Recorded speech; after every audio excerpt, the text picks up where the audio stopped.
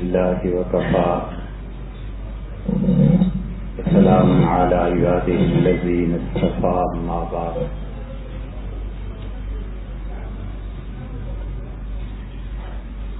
اللہ تعالی نے ہمیں اور آپ کو اس بات کا پابند بنایا ہے کہ ہم بہتر سے بہتر زندگی گزاریں،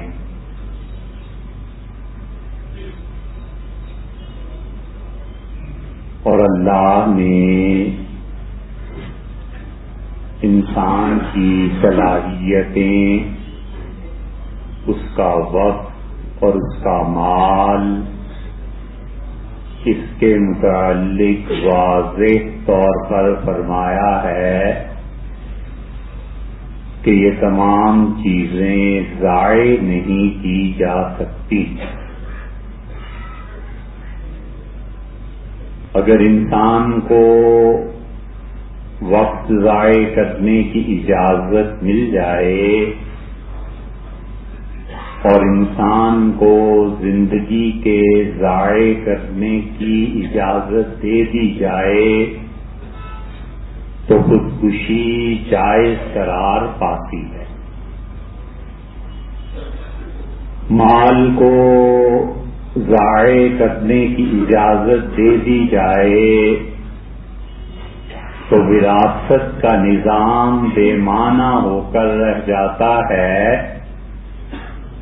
اور انسان اپنی صلاحیتیں ضائع کرنے لگے تو پھر شریعت کی پابندی اس کی کوئی ضرورت نہیں۔ اس لیے پابند کیا انسان کو، اور انسان اگر یہ چاہے کہ وہ صحیح زندگی گزارے اور ایسی زندگی جس پر آخرت اللہ کو خوش کرنے والی اور نجات کا باعث بنے، تو انسان کو چاہیے کہ وہ 4 چیزوں پر غور کرتا رہے۔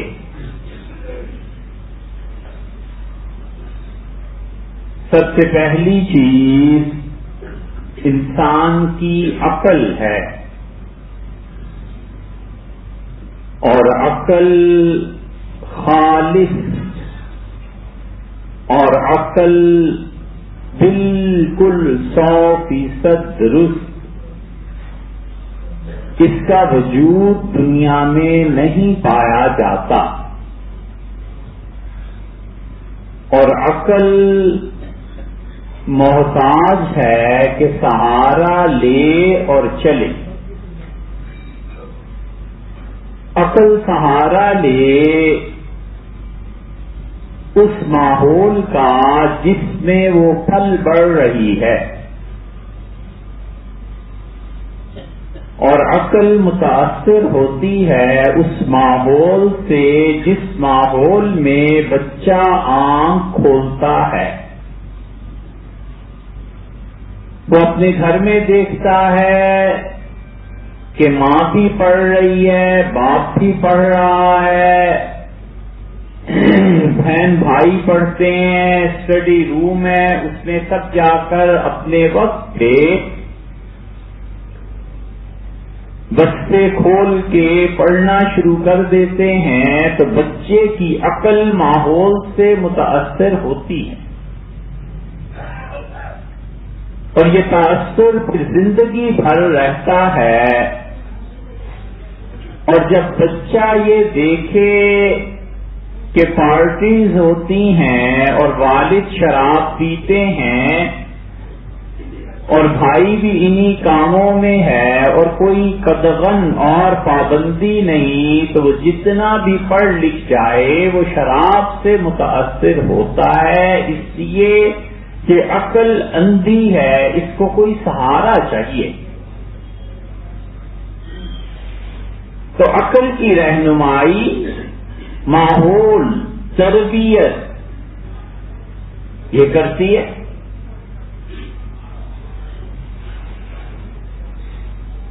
تربیت اور ماحول کے بعد عقل کی رہنمائی علم کرتا ہے اور علم سے سکھاتا ہے کہ اللہ کی معرفت کیا ہے، اور وہ اپنے ماحول سے کبھی کبھی بغاوت پر آمادہ کرتا ہے، اور وہ اسے سکھاتا ہے کہ یہ جو کام سارے گھر والے کر رہے ہیں یہ ٹھیک نہیں ہے اور مجھے اس کی اتباع نہیں کرنی، تو انسان کے پاس ایک اندھی عقل ہے اور اس عقل کو سہارا چاہیے۔ بنیاد یہی ہے کہ عقل کو کس چیز کا سہارا چاہیے، اور دوسری چیز اللہ نے عقل کے بعد انسان میں نفس کو رکھا، اور نفس انسان کا شرارت پر آمادہ اور اپنی خواہشات کو پورا کرنے کے لیے بے قرار پارے کی طرح کو اکساتا ہے اللہ کی نافرمانی پہ، وہ دعوت دیتا ہے خدا کے حکم کے خلاف چلنے کے لیے، اور شیطان کی قوتیں نفس کی مدد کرتی ہیں، اور نفس اور عقل میں لڑائی ہوتی ہے۔ کبھی عقل غالب آ جاتی ہے اور نفس کہتا ہے کہ نشہ کر لے، اور عقل کہتی ہے بالکل نہیں کرنا، باز رکھو اپنے آپ کو نشے سے، اور کبھی نشہ کر لیتا ہے، نتیجہ یہ کہ نفس غالب آ جاتا ہے۔ اسی لیے سیدنا یوسف علیہ السلام نے فرمایا ان النفس لامارۃ بالسوء الا ما رحم ربی، اور انسان کا نفس ہمیشہ اسے گمراہی کی طرف لے جاتا ہے، ہاں مگر جس پہ اس کا پروردگار کرم کرے، رحم کرے۔ اللہ کی رحمت بہت بڑی چیز، بہت بڑی چیز، اسی لیے حکم دیا کہ یہ پڑھا کرو رب اغفر وارحم وانت خیر الراحمین، اے پروردگار معاف فرما اور رحم کر، اور بلا شبہ تو سب سے اچھا رحم کرنے والا۔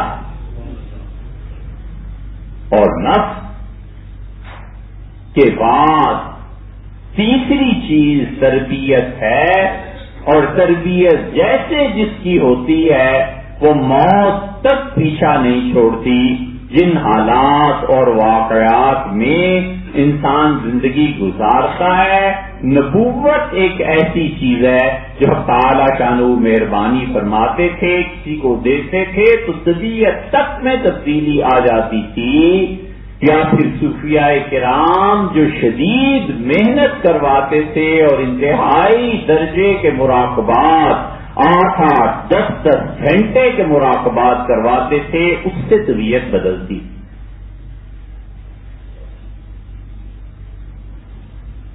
یہ نظام اٹھ گیا اور خلا پیدا ہو گیا، اور اس خلا کو باطل قوتوں نے پورا کیا اور کر رہے ہیں۔ اللہ نے انسان میں یہ صلاحیت رکھی ہے کہ وہ چیز کو چرائے۔ بچے کو آپ دیکھیں، گھر آ کے کبھی کبھی ایسی باتیں کرنے لگتا ہے جس استاد سے متاثر ہوتی ہے طبیعت، اس کی نقل اتار لیتا ہے۔ یہ ہے انسان میں اچھائی بھی اور برائی بھی۔ جو تربیت ہے وہ معاشرے کو بناتی بھی ہے، بگاڑتی بھی ہے، سنوارتی بھی ہے، تباہ بھی کرتی ہے۔ اور جب بہت سے سینکڑوں ہزاروں بے سرے جمع ہو جائیں جن کا کوئی سر پیر نہ ہو اور کسی نے تربیت نہ کی بھی ہو، تو جب وہ قوم بنتی ہے تو اس قوم کے ساتھ نیکی کرنا تو درکنار، برائی کر کے بھی مزہ نہیں آتا۔ کافر ہے، مومن سے لڑتا ہے، مومن ہے کافر سے لڑتا ہے، مزہ آتا ہے کہ دشمن بڑا پکا تھا، صحیح پالا پڑا، اور جب دشمن منافق ہو جائیں تو پھر لڑائی کا مزہ نہیں رہتا، پھر انسان کہتا ہے کہ منافقوں سے پالا پڑا ہے، ابھی میرے ساتھ ہیں ابھی اس کے ساتھ۔ قومیں ایسے ہی بنتی ہیں اور ایسے ہی بگڑتی ہیں کہ تعلیم تو بعد کی بات ہے، تربیت بناتی ہے۔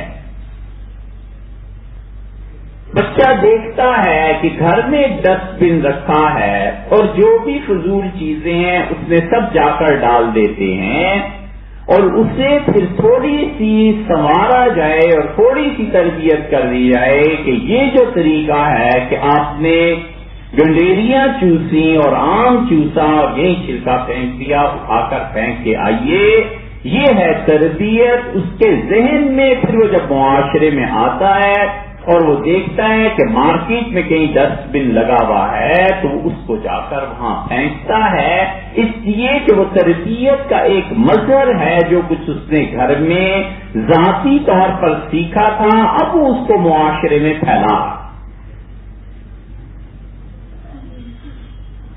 یہ تیسری چیز ہے، انسان کا نفس، عقل، نفس، تربیت، اور چوتھی چیز جو اصل حقیقت ہے وہ علم ہے کہ علم ان تینوں چیزوں کو کنٹرول کرتا ہے۔ اگر جہالت ہے تو وہ جہالت ان تینوں چیزوں کو کنٹرول کرے گی، اور علم ہے تو ان تینوں چیزوں کو کنٹرول کرے گا۔ علم، اللہ کی معرفت، بڑا فرق ہے علم میں اور معرفت میں۔ مومن کا سفر شروع ہوتا ہے علم سے اور پھر وہ سفر ختم نہیں ہوتا۔ معرفت کی منزل پر پہنچ کے پھر دن بدن ترقی ہوتی ہے، لمحہ بلمحہ ترقی ہوتی ہے۔ صبح کچھ ہوتا ہے، شام کو کچھ ہوتا ہے، شام کو کچھ ہوتا ہے، اور رات کو کچھ ہوتا ہے۔ حضرت شیخ عبد القادر جیلانی رحمت اللہ علیہ کے بیٹے عبد الوہاب کہتے تھے کہ جب ان پہ نزع کا عالم طاری ہوا اور ہم نے بات کرنے کی کوشش کی تو انہوں نے کہا مت بات کرو، میں اللہ کے علم میں غوطے لگا رہا ہوں اور میرا ہر لمحہ خدا کے قرب میں نیا لمحہ ہے، مجھے اس طرف متوجہ نہ کرو۔ علم کنٹرول کرتا ہے۔ پھر چلیے نفس سے، نفس کو علم سکھاتا ہے کہ یہ کام کرنا ہے، یہ کام نہیں کرنا۔ علم میں آتا ہے کہ حضرت رسالت مآب صلی اللہ علیہ وسلم نے فرمایا مجھے اپنے ہمسایوں کی خیر کی توقع، خبر گیری، ان کے حالات کا پوچھنا، ان کا خیال کرنا، اتنا جبریل امین آ کے کہتے رہے، اتنا کہتے رہے کہ مجھے ڈر ہوا کہ ایک دن وہی آئے گی کہ آئندہ سے تمہارے ہمسائے تمہارے مرنے کے پیچھے تمہاری وراثت میں بھی شریک ہوں۔ علم جب ہو جائے کہ اتنی وصیت کی ہے تو پھر دیوار میں کیل ٹھونکتے ہوئے بھی سوچتا ہے کہ اس سب ہمسایوں میں کوئی سو نہ رہا ہو، ایسے نہ ہو نیند خراب ہو جائے۔ پھر جب علم آتا ہے تو وہ عقل کی تربیت کرتا ہے کہ عقل کہتی ہے پکڑو مارو یہ کرو، اور علم کہتا ہے اللہ نے فرمایا فمن عفا، جس نے اپنی ذاتی توہین کو برداشت کر کے معاف کر دیا، وہ اصلح اور صلح کی صورت پیدا کر لی، لوگوں فقد وقعوا اجرہ علی اللہ، اللہ تمہیں یقین دلاتا ہے کہ تمہارا اجر میرے ذمہ۔ یہ نہیں کہا جنت دوں گا، یہ نہیں کہا بخش دوں گا، کہاں ہمارے ذمہ۔ بادشاہ کا یہ کہنا کہ یار یہ کام کرو، وہ کہ اجرت کیا کرے، چھوڑو تم، میں خوش کر دوں گا تمہیں، اس سے بڑی اجرت کیا ہو سکتی ہے؟ اس لیے علم سکھاتا ہے عقل کو کہ یہ کام کرنا ہے کہ نہیں کرنا، اور علم نفس کی تربیت کرتا ہے، اور علم انسانی نفوس کو راحت کی طرف لے جاتا ہے۔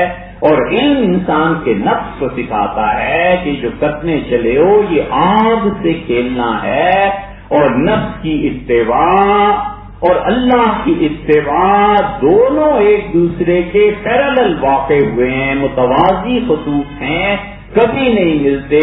نفس کی پیروی اللہ سے دور کرتی ہے اور اللہ کی پیروی نفس پہ کالی درد لگاتی ہے۔ نفس کہتا ہے سو جا،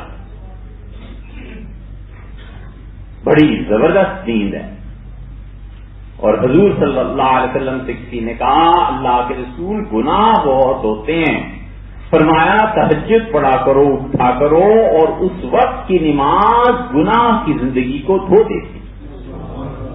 دونوں ایک دوسرے کے مقابلے میں، وہ کہتا ہے سو جا، وہ کہتے ہیں نماز پڑھ۔ نفس کہتا ہے کہ ایمان بڑی زبردست چیز ہے، جتنا مل جائے، اور ادھر وہ کہتے ہیں میرے چچا عباس حضور صلی اللہ علیہ وسلم کے پاس مال آیا اور اللہ نے فرمایا کہ بدر کے قیدیوں کے متعلق کہ ان سے کہو ہم تمہیں اتنا کچھ دے دیں گے کہ تمہاری کسر پوری ہو جائے گی۔ حضرت عباس رضی اللہ عنہ بڑے تھے، لمبے تھے، اور ان کو عبداللہ ابن ابی نے کرتا دیا تھا اپنا۔ حضور صلی اللہ علیہ وسلم نے وفات میں عبداللہ ابن ابی کی کفن میں اپنا کرتا بھجوا دیا تاکہ احسان نہ رہے۔ حضرت عباس رضی اللہ عنہ نے فدیہ بھی دیا تھا، ان کا اللہ کے رسول اللہ نے کہا ہے میں تمہیں اتنا دوں گا، تو آپ کے پاس یہ سونا چاندی، آپ نے فرمایا عباس اٹھاؤ جتنا اٹھا سکتے ہو۔ انہوں نے گٹھڑی بھر لی، اور صحیح بخاری میں آیا جب اٹھانے لگے تو کہنے لگے کوئی مدد کر دے۔ حضور صلی اللہ علیہ وسلم نہیں، اکیلے اٹھائیے جتنا اٹھا سکے۔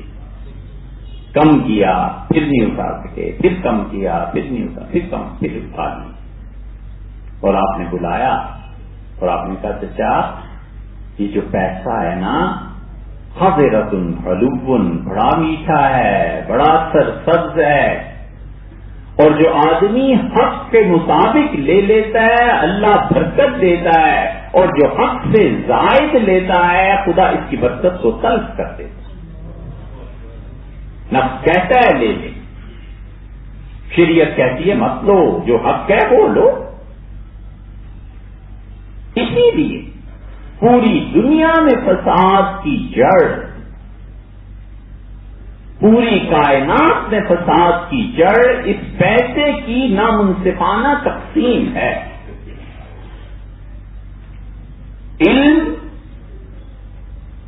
نفس کو کچلتا ہے، علم نفس کی پرورش کرتا ہے، علم نفس کے پر کاٹتا ہے، بتاتا ہے کون سی چیز اللہ کے لیے ہے، کون سی چیز اپنے لیے ہے۔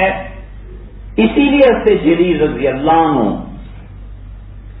اور جریر رضی اللہ عنہ کہتے تھے، صحیح بخاری میں آتا ہے، انہوں نے کہا کبھی بھی تو ایسے نہیں ہوا کہ میں حاضر ہوا ہوں اور رسول اللہ صلی اللہ علیہ وسلم مجھے دیکھ کر مسکرائے نہ، وہ مجھ سے ایسے خوش تھے، ایسے راضی تھے کہ میں جب بھی حاضر ہوا ہمیشہ ہنستے ہوئے مجھ سے ہاتھ ملایا، میرا استقبال کیا، اور صحابہ کرام رضی اللہ عنہ کے لیے اس سے بڑا تمغہ کوئی نہیں تھا۔ سیدنا عمر رضی اللہ عنہ فرماتے تھے نام لے لے کے کہ یہ دیکھو حضور صلی اللہ علیہ وسلم گئے اور وہ اس سے راضی تھے، اس سے راضی تھے، اس سے خوش تھے، اس سے خوش تھے۔ یہ بہت بڑی سند تھی۔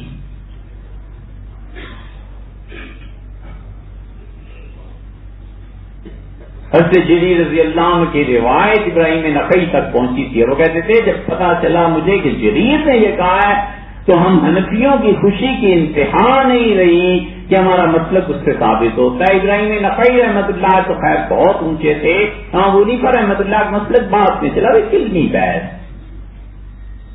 لیکن جریر رضی اللہ عنہ کا غلام 300 درہم میں گھوڑا خرید کے لے آیا۔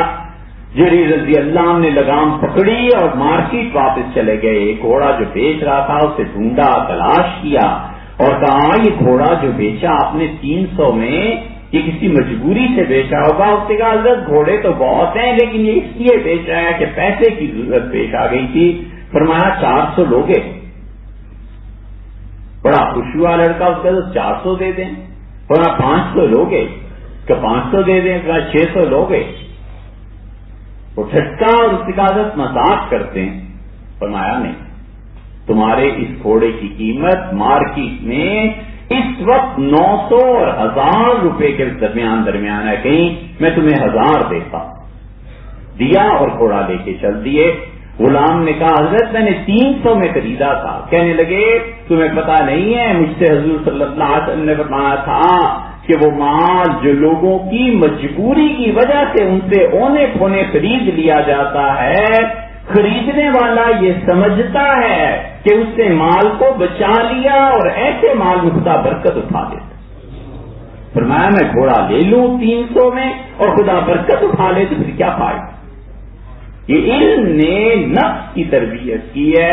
اور علم تیسری چیز عقل نفس کے بعد خود تربیت میں کام آتا ہے. تربیت ہوتی ہے, تربیت یہ بھی ہے کہ جو اینٹ مارے اسے پتھر اٹھا کے مارو. جو تمہارے ساتھ ایک تیلی کے برابر سلوک کرے گز کے برابر سلوک کرو. تمہیں پتا نہیں ہے ہم تو قبیلوں کو مٹا دیتے ہیں. یہ بھی تربیت ہے اور وہ بھی علم تربیت کرتا ہے اور علم سکھاتا ہے کہ نہیں, اللہ نے کہا بصلح و خیر, لوگوں صلح کرنا خیر کی چیز ہے. اور اللہ نے کہا جنحوا للسلم فاجنح لها, اور تمہارے دشمن جب پیغام بھیجیں کہ ہم صلح کرنا چاہتے ہیں صلح کر لیا کرو. علم تربیت کرتا ہے. اور جس قوم کی قیادت علم سے محروم ہو جائے, کوئی بھی قیادت, مذہبی قیادت, سیاسی قیادت, کوئی بھی قیادت, اگر وہ علم سے محروم ہو جائے تو اس کے پاس رہ کیا جاتا ہے؟ اس کے پاس رہ جاتی ہے تربیت اور عقل. تربیت وہ جو بغیر علم کے ہوئی اور عقل وہ جو علم کے نور کے بغیر ہے. تو پھر جس کی جتنی عقل ہے اتنے اس کے فیصلے. نور نہیں رہا, علم کی رہنمائی نہیں رہی, قوموں کے حالات سے آگاہی نہیں رہی کہ کیسے چلا کرتے ہیں. دانش کس چیز کا نام ہے, حکمت عملی کس چیز کا نام ہے. سعدی کو نہیں پڑھا, حافظ کو نہیں پڑھا, مولانا روم کی مصنوی نہیں پڑھی, کوئی چیز مطالعے اور نظر سے گزری نہیں. چلو نہ صحیح مطالعہ, مگر وہ صحبتیں اہل علم کی جہاں پہنچ کے علم حاصل ہوتا تھا کسی انسان کو, وہ چیزیں اگر نہیں ہیں تو پھر محض عقل رہ گئی قیادت میں. عقل ان کی زیادہ ہے تو ان کے فیصلے ہوں گے, عوام کی زیادہ ہے تو عوام کے فیصلے ہوں گے. ہے دونوں طرف جہالت جو تربیت کر رہی ہے عقل. تیسری چوتھی صدی سے لے کے 10ویں صدی تک یہ 800-900 سال جو گزرے ہیں مسلمانوں کے, علم کا اتنا غلغلہ تھا, علم اتنا زیادہ تھا. حافظ ابن حجر رحمت اللہ علیہ جو صحیح بخاری کے شارح ہیں, فتح الباری انہوں نے لکھی ہے. 13-14 جلدوں میں 27 برس میں کتاب لکھی گئی اور جون کے مہینے میں ان کا انتقال ہوا. اور حافظ ابن حجر رحمت اللہ علیہ شدید گرمی کے عالم میں انتقال ہوا اور ان کے جنازہ اٹھانے والے کہتے تھے پورے قاہرہ میں گرمی پڑ رہی تھی اور حافظ صاحب رحمت اللہ کے جنازے پہ جو مسلسل فوار شروع ہوئی ہے, مسلسل ہلکی ہلکی ہلکی ہلکی بارش, یہاں تک کہ ہم نے دفن کیا اس وقت تک بارش برستی رہی. خدا نے ایسا قبول فرمایا. اب ہم مسلمانوں کی غفلت کا حال یہ ہے کہ ہم فاتحہ پڑھنے حافظ ابن حجر رحمت اللہ کے مزار پہ قاہرہ گئے, پوری گلی کئی فرلانگ تک گندا پانی کھڑا تھا, پیدل چلنے کا راستہ نہیں تھا. قبر تک پہنچے تو وہاں کتے بیٹھے ہوئے تھے اور قبر گری ہوئی تھی اور بلیاں گھوم رہی تھیں اور گندگی پڑی ہوئی تھی. دیکھ کے حیران ہوئے, لیکن پھر اندازہ ہوا کہ جب جہالت کی چادریں تن جائیں اور ہزاروں میں ایک آدمی نہ جانے کہ ابن حجر کیا چیز تھی تو اس پہ کیا افسوس کیا جائے. حافظ ابن حجر رحمت اللہ علیہ کہتے تھے, وہ ایک جگہ لکھتے ہیں کہ میں نے حدیث پڑھی اپنے زمانے میں جن جن اساتذہ میں 150 عورتیں ہیں جن سے میں نے جا کر حدیث کا سبق پوچھا.